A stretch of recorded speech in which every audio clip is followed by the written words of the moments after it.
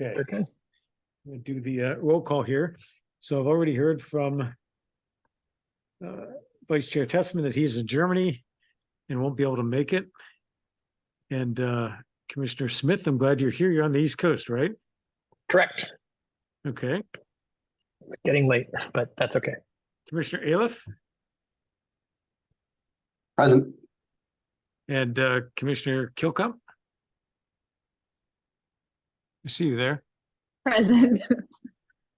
Commissioner Crone, Present. Commissioner Lambert. Okay, not seeing Commissioner Lambert. And then Commissioner Smith already called you out. So we've got so I'd like to move that we excuse Vice Chair Tessman, as he did give advance notice. Can I get a second? Second. All in favor? Aye. Aye. So Vice Chair Tessman is excused. I haven't heard anything from Commissioner Lambert. Has anybody else received anything, Commissioner Lambert? I don't like to do this, but I'd like to move that we count Commissioner Lambert as unexcused. Can I get a second? Second. All in favor? Aye. Okay, so Commissioner Lambert is unexcused absent. Just 1 second.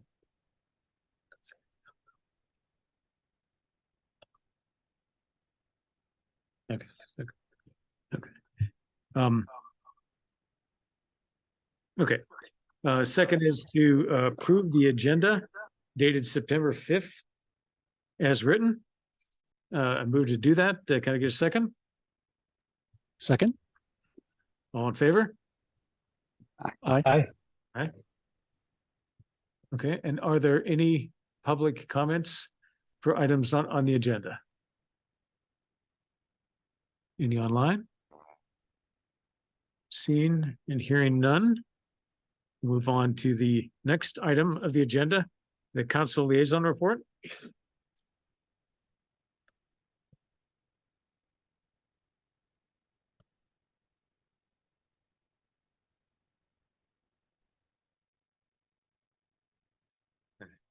Thank you, Chair. I suppose I could have just stayed sitting there, but I like standing at the podium. I don't get to stand here very often. All right, greetings, Commission. I have 4 things that I wanted to update everyone on. The first is that at our last meeting, I'm going to reorder these real quick. There we go. The City Council approved a phase 1 I shouldn't call it restoration, but preservation of Sandy Cove Park. Many of you are probably aware that Sandy Cove Park, which is kind of down by the bowling alley, is eroding away very quickly, especially due to some changes to the river a few years ago. But we hope that within the next couple of years, we'll be able to complete a project to essentially protect the bank. There is a small little channel that's kind of to the southwest side of the river, and what's essentially going on is that the river is eroding through the park trying to connect to that other channel, and if that happens, that could have a cascading effect of erosion. So this year is unlikely, but it could have happened that within the next year that could have connected. So we're doing kind of an emergency stabilization that's somewhat temporary within the next year to try to prevent that from happening, and it should stop the erosion long enough to get to the larger program of having a more project of having a more long-lasting and semi-permanent solution to ending the erosion, or at least significantly slowing down the erosion of the park. That has been a very long process, years-long process. It had to go to, I believe, the Army Corps of Engineers to get their approval, because we're changing how the river would be flowing through that area. So anyway, it was a long process, but we should get within the next year or so the first phase done. So that'll be really good. The next thing is that the council approved a resolution that allows us to then make a designation in the future of a an area, a targeted area within the city to get a multifamily tax exemption. That has to do with a deal that we made with the mill site. That's part of the agreement, was that the city would do that. In order to keep up our bargain, we have to pass a resolution which allows us to hold a public hearing that would then allow us to designate that area as receiving a multifamily tax exemption. The public hearing will be at our next council meeting on September 11th, and then we'll be able to make the designation itself. In other news, the council also approved the construction and installation of a splash pad that will be next to the YMCA. It will be also adjacent to the skate park. It will be open depending on weather 3 to 4 months a year. And it's going to have not just some holes in the ground with water spewing out of them, but it'll have a number of fixtures that are more interactive and more engaging. There's going to be a Sasquatch with a bucket of water that will splash out every once in a while. It has this big bucket that's in a tree looking thing that will dump every once in a while, a bunch of water. I made sure that there's going to be some sort of barrier in the way so some small child doesn't get doused with gallons of water all at once. So that'll be really fun. And that should be ready. I believe that the intent is by sometime early next summer is when that would be installed. If you've ever been to the splash pad that's near Crossroads in Bellevue, it'll be similar in scale to that. And then finally, the update to the Model Train Museum is that that has gone sort of back to a stage of conversation with the tribe, making sure that we are getting full, not cooperation, that's the wrong word, full engagement with the tribe, receiving their comments and their perspective before just moving forward. There was some perception that maybe they hadn't been fully involved to the extent that they were due. So that's slowed down just a little bit to make sure that we are getting as much comment from them as is warranted. So that's my update. I'd be happy to take any questions about those or other things. Let me pull the commissioners. Commissioner Aliff, any questions? Sorry, mute button. No, not at this time. Thank you so much. Okay. Commissioner Kilcup? No questions. Thank you. Commissioner Crone? No questions for me. Thank you. Mr. Smith?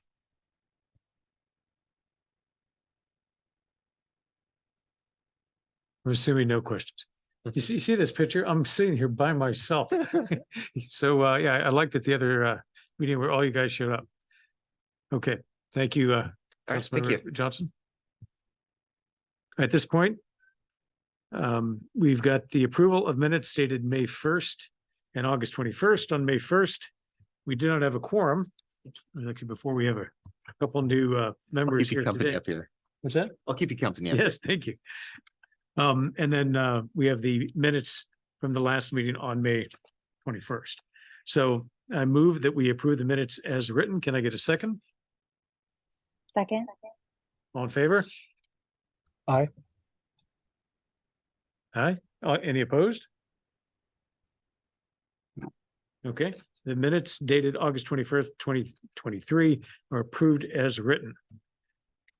So let's move on to the next agenda item, the comprehensive plan housing element policy review.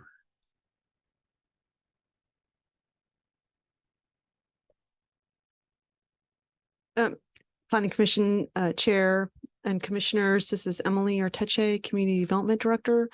We have online tonight LDC, our land use and housing consultant. If you recall, they helped us move forward with the land use element, and Joel from LDC is here to introduce the housing element and then walk through the draft policies that are going to be presented to you tonight.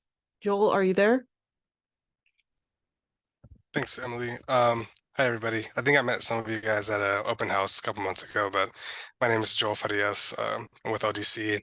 I helped put together some of the land use element and most of the housing.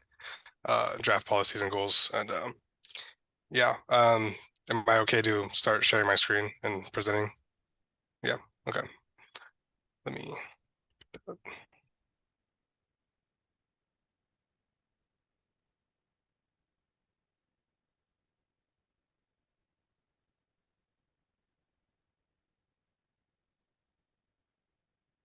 Okay, can everyone see that okay? Yeah, awesome. Yeah, my game plan for today was kind of going through like the what is a housing element, first of all. I know you guys kind of already know from the land use element what the elements are in the comprehensive plan. But this is the definition that the Washington state law has for the housing element. It's to ensure vitality and character of established residential neighborhoods. I'm really happy that we did the land use element before this because we can't do many things in the housing element without a lot of land use changes first. So nice, and I read through all the draft policies and goals, and it was really good. Next page.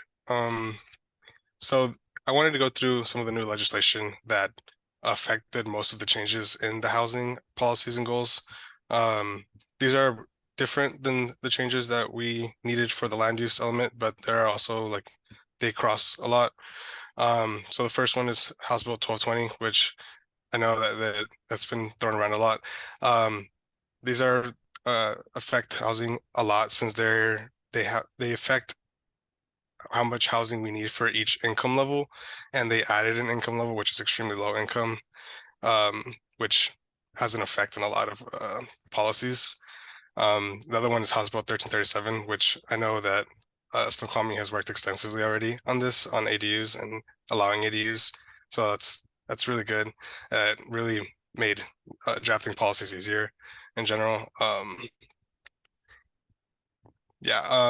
Another House Bill 1220 was kind of like the bigger push for me and for my team to help with Snoqualmie's draft policies. So you're gonna see a lot. You're gonna hear me talk about House Bill 1220 a lot, going through the policies and why we did certain changes. Next, this is the new GMA requirements that affect that. Kind of explain that it added that extremely low income household income band. It also added the racially disparate impacts, displacement, exclusionary policies, anti-displacement policies, a lot of which we reviewed in the housing strategy plan and the middle housing analysis, which included a anti-displacement risk analysis, a displacement study. And those are the other two things that kind of I used a lot when going through the policy and goals draft version. So you're probably gonna hear me talk about that a lot again.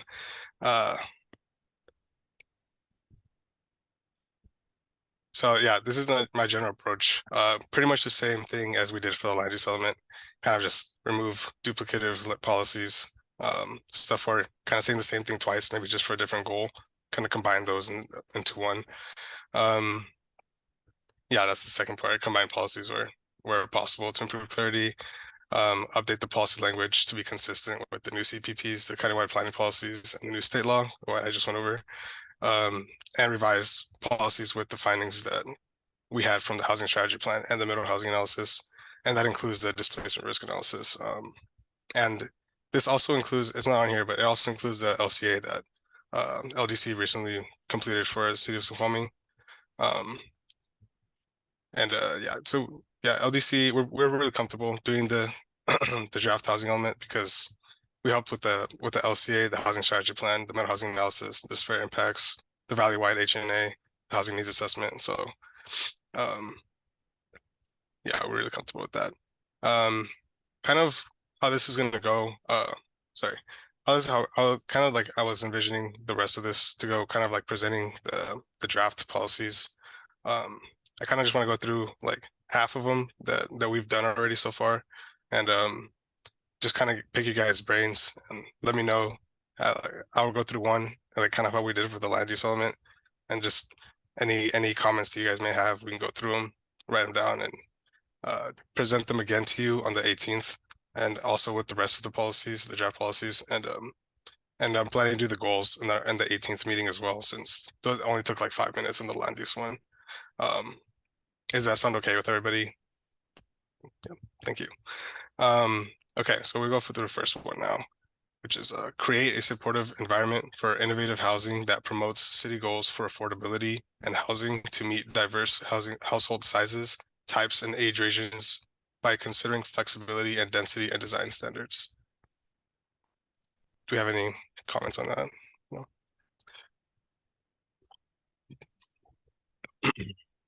Next is support the development of healthy, affordable rental apartments that are appropriate for families with children, including the provision of services, recreation, and other amenities as feasible. You okay with that? Cool. But- yeah. Good, make a comment. I mean, you're saying some good things, but they're kind of at 5,000 feet. I mean, what that looks like and the definition of affordable Mhm.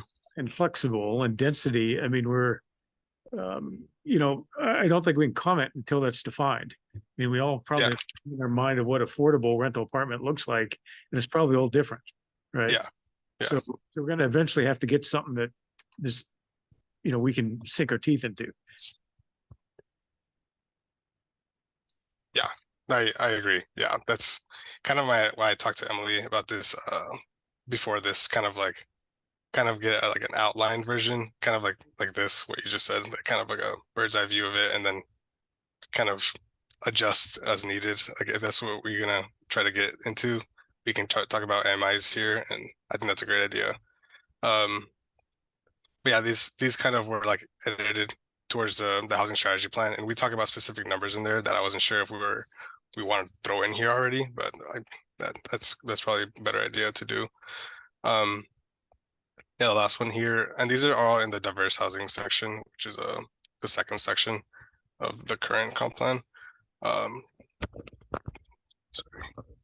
The third policy on here is support the siting and operating of emergency, transitional, and permanent special needs housing, and ensure that sufficient land is zoned to allow their locations near shops, services, and transit, prioritizing locations near historically underserved populations.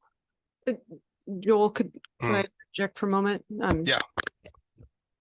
It might be helpful just to reiterate like some of the language and the specific word choices that you're seeing is coming directly from Commerce and the new legislation. Mhm. So I think there's opportunity to choose a different word other than support or create. But Joel, correct me though. I mean, we're somewhat boxed in to make sure we have the key phrases and the key words in there. Yeah, like this was specifically added support the siting and operating and underserved populations. Like these two phrases at the beginning and the end were specifically from House Bill 1220, and just trying to meet that requirement. Like Emily said, like just trying to use language that was changed because of state law, was made required at least. Yeah. You want me to try to add that to each of the policies, Emily, as I walk through them? I think. Well, it's really up to the commission if they want more background. Well, I mean, this whole slide has got areas where there could be a tremendous amount of discussion. Some of it might be charged, and I think it's important that we define what it is we're talking about so that we don't glaze over it. And I think I know it, and yet, you know, it's something different. Like, for example, the word transitional up there. I mean, I'm thinking, well, geez, what do we do? At least in the past, when it gets cold, we put unhoused in the library. Is that what you're talking about? I don't know. So I think the definitions on almost everything on this page around affordability or low income or emergency transitional permit. I mean, I think we really got to define these. I think we really need to define what we mean by these to be able to get our arms around them. Yeah, we might need to come up with a set of definitions or a reference to the state law where the definition is in there. I think that's something that LDC and staff could go back and kind of think about, like, how do we want to make sure folks know what these words mean? Because they are somewhat vague, but you know, staff knows what they are and Commerce knows what they are, but you know, the general public might not. Yeah, I agree. I know other cities have in their housing element, in the beginning, like right after the table of contents, have just a vocabulary slide. Not at the end, like in an appendix, but in the beginning of words just like that, just like affordable and transitional housing and flexibility, like stuff like that. Maybe some people wouldn't exactly know what it means. Like it can mean so many different things in this context, but I agree. I agree about putting together a list. Emily, I can work on that for sure. Could I Yeah. make a suggestion? Mhm. I am not as familiar with some of these policies that have passed through. It might be helpful just at this stage.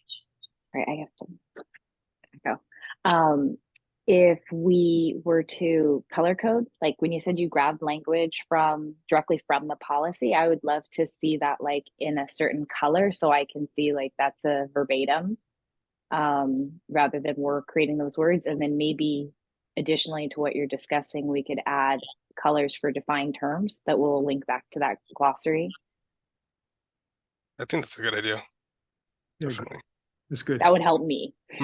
And it wouldn't be hard at all because I mean this is all tracked exactly what I changed with which requirement and with which definition. So that's an easy step.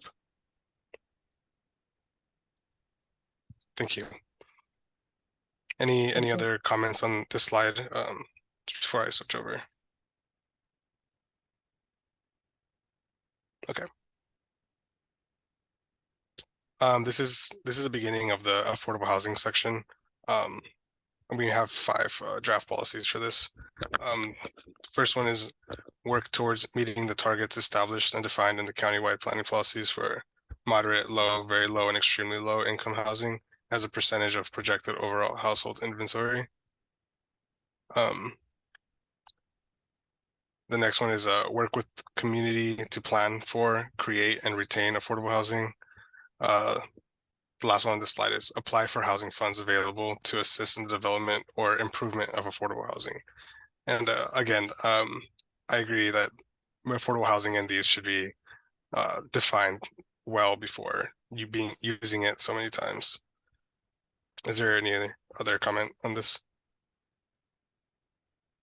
No, when you say define, I'm thinking, even when you have the income and low and very low, that you're the percent of average where you can look at the average in King County and then you look at the percentages. I'm assuming that's what it's going to look like, right? Yeah. Okay. These are the last 2 that we have for affordable housing section. Cooperate with other government entities, nonprofit housing organizations, and housing developers to research and develop alternative means for keeping affordable housing affordable, so that units do not immediately appreciate beyond the reach of applicable income levels. The other one on here is offer strategies and mechanisms such as density bonuses, where allowed by law, tax waivers, and relief from development fees to encourage low, very low, and extremely low income housing development. Not to rat hole this, but Mm. is any community in Washington doing this really well? So you can point to them and say, boy, you know, there's somebody we could go look at. Not that I've seen. Are you Also, talking about this particular policy or just all the ones you've heard? Well, I mean, you've got encourage low, very low, extremely low, and then you've got the affordable, so units don't immediately appreciate beyond reach of applicable income levels. Is there any place doing those 2 things to a greater degree than most of the areas around here? Because I think most of the areas around here have these challenges. Yeah, and so the goal, I mean, the policy's aspirational to cooperate. Okay. It doesn't say do it, it doesn't say complete it. So but it puts us in the right direction. No, I understand. I was just curious if there's some place that's doing it a little better. Yeah. Well, Then- Joel's working with several different communities. He may have some more input. Okay. yeah, I do know that.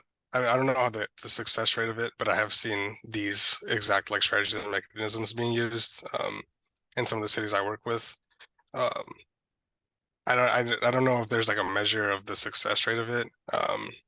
I know like Marysville, for example, has like a huge density increase if you provide 10% at affordable. When for some development types, it's required. I don't know the success rate of it. I've worked at a couple projects where it's happened and it's used. But yeah, I'm not really sure if I can Okay. give you like exact numbers for that. Yeah. Okay, let me recognize Councilmember Johnson. Thank you. Mm. 10%. If we're gonna solve these problems, it's gotta be like 40%, but I know Mhm. you gotta do what's realistic. Yeah. I just want to mention the program known as Arch, that has been used by other cities. It probably isn't being used nearly enough to meet our needs, but it is a program that addresses those different issues right there. It's just, is it scalable or not? Is it applicable to a 15,000 citizen rural Right. city, relatively rural city? Right, exactly. I'm just saying that's a program that's an example of something. Or- It's just, what other programs exist and are they scalable is kind of the big question.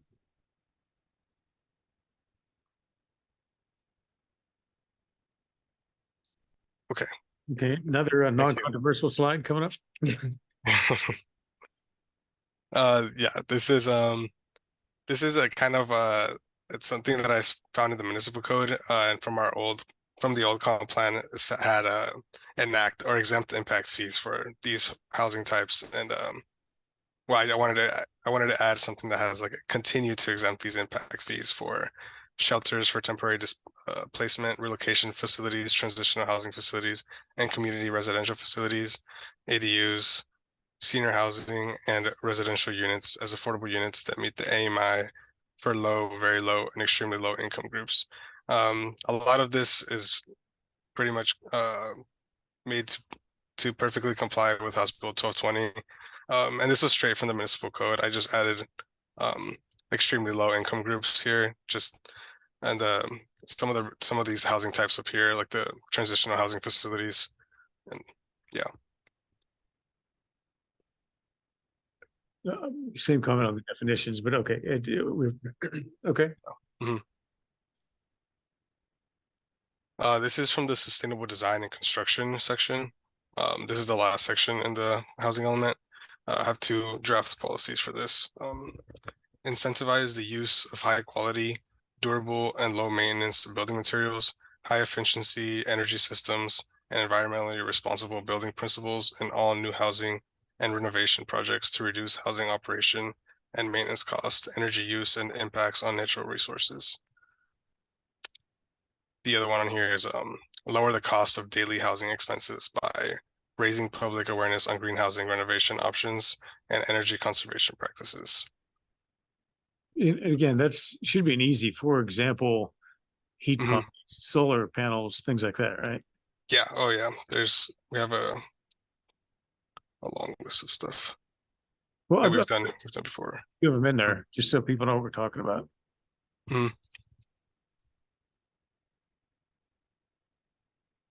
I mean, what I'm trying to do is you've got some really good, and I'm not criticizing the general content because I understand what you're doing there, but you got some good, like 5,000 foot level words. And I'm saying, give a couple examples so we understand, what it means and how hard it really is to do it. Because some of the stuff is going to take some real elbow grease. Yeah, for sure. I agree.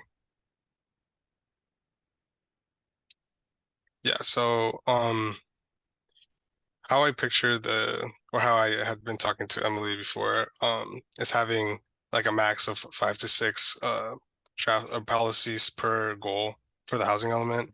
And that's probably gonna look like about 4 to 5 goals, which we'll talk about in the next meeting. But yeah, that wouldn't be a problem to add what we talked about with the definitions, color coding, and adding a lot more examples to these, because there's a lot of opportunity for it. And especially for this slide in particular, I have a lot of examples for these. I didn't want to add too much. But I think in the next one, that's exactly what I was hoping to get feedback for, because at our next meeting we can go through some of these bigger changes that we talked about and like pretty quickly run through them in a few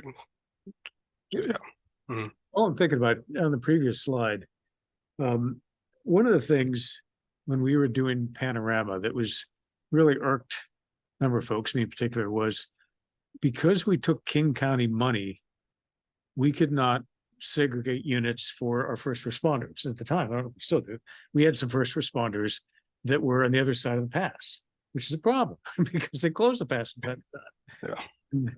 I know that in California, they definitely would be able to, take some of these units when they would do a build and say, these couple are for first responders that fit in these categories. These couple are for teachers. And they'd be able to do that in a manner that you actually got some of the community to stay, to live where they served. Is it possible? I mean, do the regs allow us to put something like that in the housing plan? That kind of sounds like something that would be allowed for, that's something that we can specifically add to meet House Bill 1220. I have to look at the definition closely because it does talk about emergency and like housing close near like facilities like that. And I feel like first responders would count as emergency services. And so what is exciting? Yeah. Go ahead. Well, second thing, Mm. there were at least a couple folks when we tried to do a study as best you can, because you can't get the specifics, that game the system. In other words, there'd be a couple high net worth individuals that had very low income, and they would qualify to go into Panorama. So they would get all the benefits because it is only done on income. So a caution of that game shouldn't be there. I mean, the intent of this is not to have a high net worth, low income person go in these places, right? Mhm. So somehow we need to address that. So two things: the low income Snoqualmie builds for Snoqualmie residents with, I think, teachers and first responders. I'm thinking fire and police being the height. And the second is whatever we do should not be able to be gamed by high net worth, low income. Does that make sense? Yes. Member Johnson. Yeah, that's definitely something that I think is kind of cutting across a lot of these issues, is that there are tools that exist, perhaps in other states, sometimes even just in other countries, or that haven't been tried, that are tools in the tool belt that we do not have access to for whatever reason. I don't know if that one is in any RCWs or not, what you're just referring to, but just in general, there are a lot of tools that exist that are not in our tool belt in Washington State, unfortunately. So there's a lot of work that still needs to be done in the legislature. They've done a lot of work over the last, 4 years plus to get that done, but there's still a long way to go in terms of just coming up with what are the things that we can actually do. What are things that we should be allowed to do that we currently aren't? Part of it was money with the Panorama. Since we took King County money, and we're kind of an adjunct to King County, right? Since we took King County money, they kind of got to decide the rules that anybody could go in there, and it was countywide.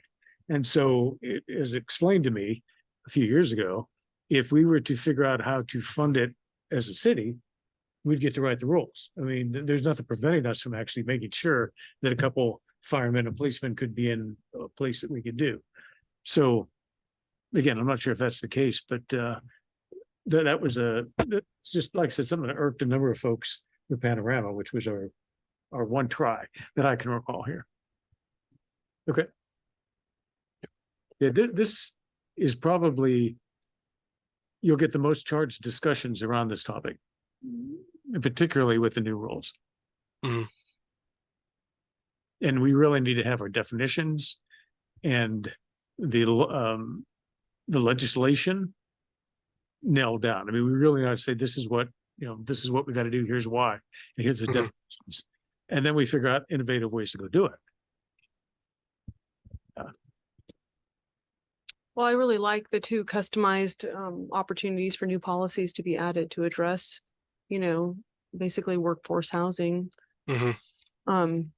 And to make sure that the right people are, low income people that are receiving the benefits of the low income housing. Yeah. Um, And these are statewide laws, right? They're not just King County. Does King Yeah. County layer better or worse, or they just go along with the state? Is there any specific King County if they Well, add on to it? Yeah, King County is going to be providing us the actual projected affordable need numbers at the various AMIs, and they're changing their King County planning wide policies right now to include that breakdown table. Okay. Yes. Something that I would want to know as a council member is, as you're working through the housing element, if you come across a policy that you would wish that the city could enact, and then you find out, hey, that's actually against state law, we can't do that. I would like to know That's a good so that point, I yeah. can advocate to our legislators, hey, we have this problem in our city, probably exists in a lot of other cities. We should change state law. You should introduce legislation to change this aspect of whatever policies that we're allowed to do.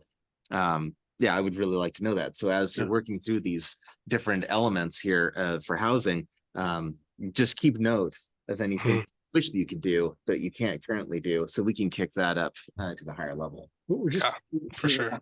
I would like the state or county to totally fund something in Snoqualmie, and we get to decide who goes in Really. there. Totally. Can totally do that. I see a hand raised, Chris. Oh, sorry. Thank you so much. So I had a question about the impact fees. Yeah. What are the impact fees and what do they pay for? The impact fees in Snoqualmie, I think Snoqualmie only has school impact fees right now. And they already have a lot of they have exemptions for ADUs, senior housing, a lot of residential units that are like binded to only for affordable families at the low, very low. And I added the extremely low. What was that? Yeah. Sorry. So is it accurate that if we don't collect the impact fees, then we don't pass the money on to the school district? Yeah. So then if the school district doesn't get the money, where do they get the money to fund the portables when we add more housing with children? Other developments that I don't know if the city has space for. I'm not really sure. This is one thing I think we might want to come back to. To some degree, by choosing to not to exempt the impact fees, but not passing the money along to the school district, we're actually then just starting at the school district. Yeah, That's how they do that. That's how they fund their facilities in between bonds, is through the impact fees. It's sort of a little question because I knew the answer, I suspected, but I wanted to make certain.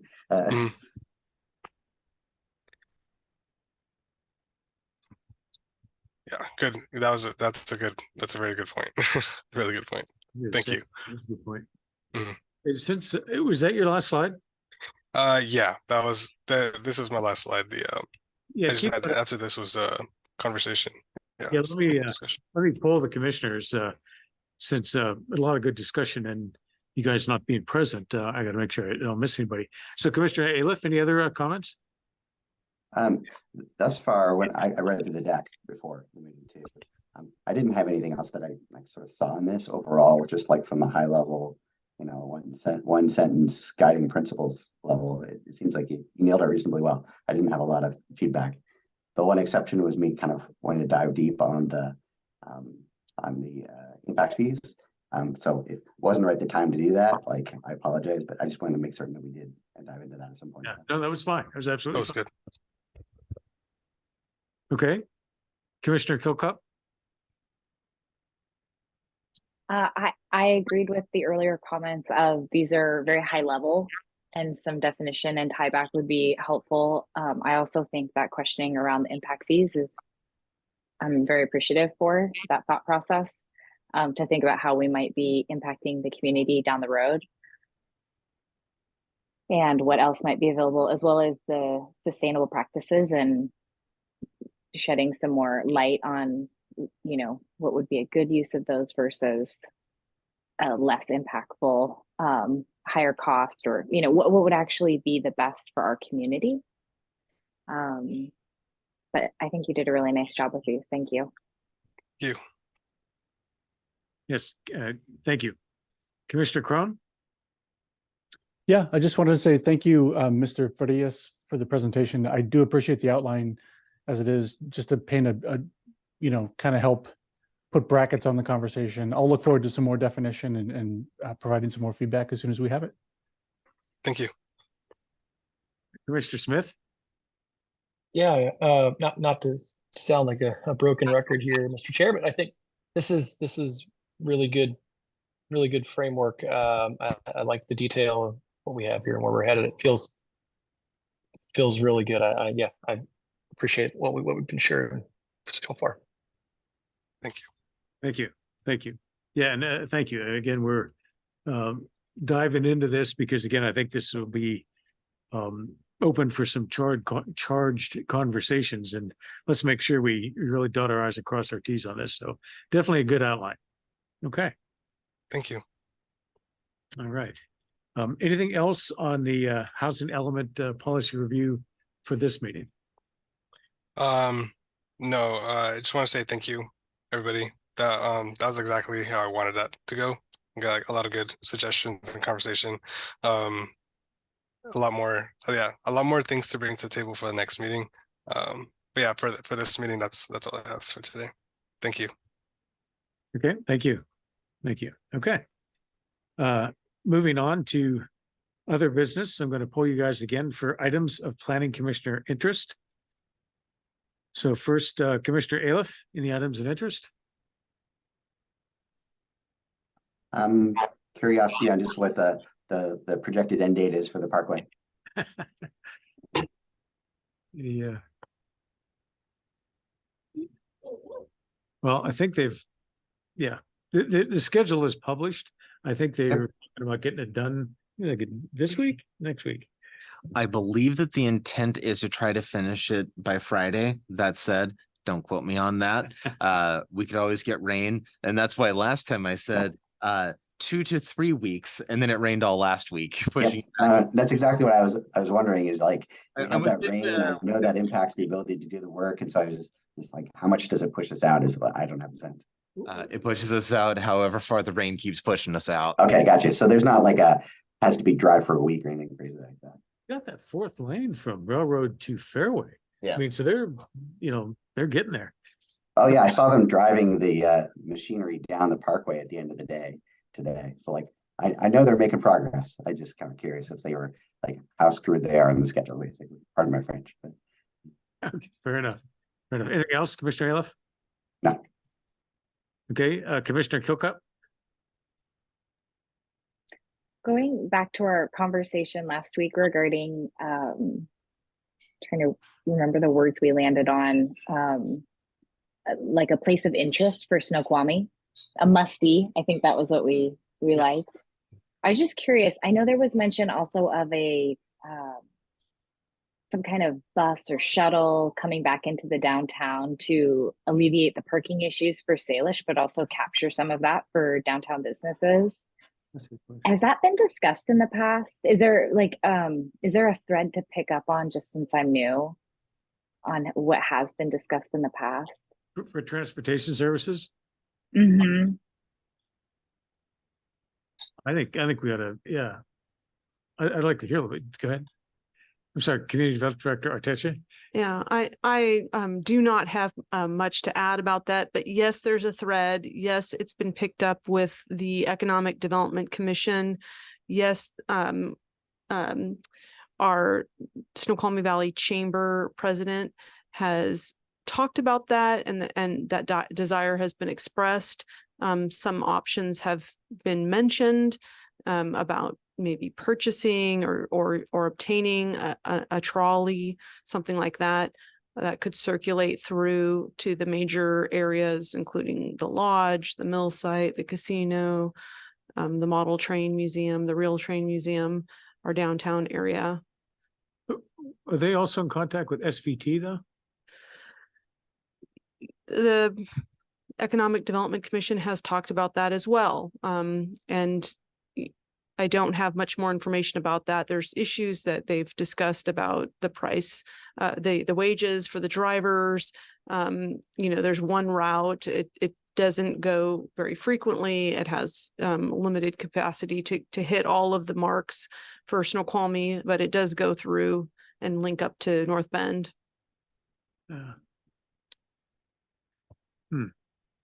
I don't know if this is 100% off base because I don't know what this would cost, but my husband actually recommended or had the idea of a gondola as another option that could be, I know, like, cha-ching.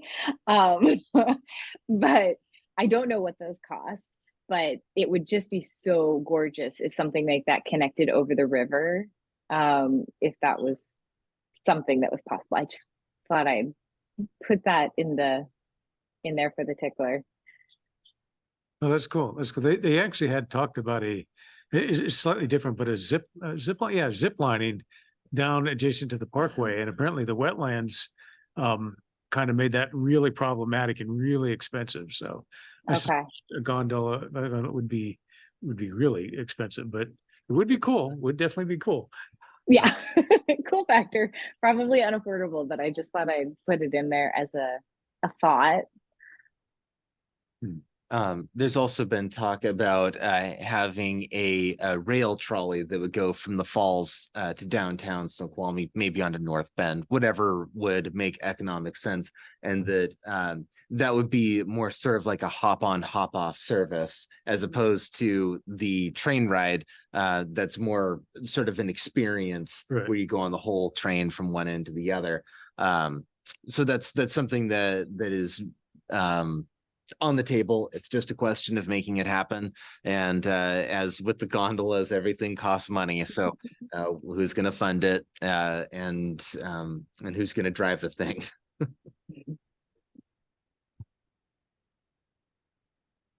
Okay, good. Anything else, Commissioner Kokop? No, that's all for me. Thank you. Good. Commissioner Smith? The only thing I was gonna ask about was the Parkway paving project, so nothing else for me at this time. Commissioner Crone? It's hard to top gondolas, so nothing for me. All right. Let me just share with you what I just presented to the CD committee, which was basically a summary of, let me share this thing here. Yeah, here we go. Summary of what we had talked about. And so there's a lot of text. Actually, anyway, there's a lot of text. But if you summarize simply what we had discussed, these are the 8 land use goals and policies. And each one of those sentences is a lot longer. What I wrote, I bulletized it, and then there's 6 to 9 mini bullets underneath there. But I just thought I'd share with you that I did summarize all that stuff we talked about. The maintain character, attractiveness, and new development. Preserve story, Snoqualmie history, and then we talked about the must-see things that we'd like in downtown Snoqualmie. Pursue annexations that implement future land use designation. And that is just cognizant of the fact that the comp plan goes to 2044. Encourage nodes. We talked about the should and the shall with that one. Manage development within the floodplain. And encourage quality residential areas that include low-income households, which is kind of what we're getting wrapped around right now. There actually was some interest as to how we were going to define that. And I said, that's coming up. So I can tell you right now, the CD committee is already very keenly tuned up to doing a deep dive there. Develop local economy, residents, jobs, tourism, which we talked about. We also talked about the skate rink, seeing if we could do something special around that. And institutional and utility land uses, and that's everything from city hall, electricity to wastewater treatment. So anyway, this is the summary. All the detail that we originally talked about is also still there. Thought I'd share that since I presented that on your behalf. Hopefully you guys are cool with it. And the detail, let's see, this is still shared. You guys see the detail, or was it just a PowerPoint shared? Do you guys see the detail? I see just the PowerPoint. All right. I only see the PowerPoint. All right, let me make sure. Let's make sure that you all get a copy of this guy, which was the output of everything we talked about. It was originally in a matrix, and do you guys see it? Mhm. Yeah. Yes. And I really struggled to present a matrix, and I even struggled to present this. So all this, all the CD has. So let's make sure that you guys get copies of this. This was the output of the land use goals and policies that I had summarized with that single slide. So I'll tell you what, there's no issue with me just sending this to these guys, right? There's no issue with me just sending it. Okay, I'll make sure you guys get a copy. All right. Chair. Yes. Have all the members of the planning commission been through the OPMA training, Fine. Open Public Meetings Act training? I think our new members have not. Yeah, I don't think so. Yeah. Yeah. So I just have not. reminder that, if you send them an email, just a reminder to the commission not to reply all and Good thus point, good create. point. Very good a point, meeting. yes. So we might consider either hosting another training of some kind or making sure that everyone gets those resources. No, that's good. That's a good point. Okay. In fact, why don't I do this? Community Director Otechi, I'll send my two things to you, and if you could send them to the Plan Commission on my behalf, just to keep it clean that way. You're really into, yeah, okay. That's all I have. Is there anything else? Going once? And twice, okay. At this point, I move that we adjourn the meeting at 8:02 PM. Need a second? Second. All in favor? Aye. Meeting is adjourned. Thank you all. Thank you.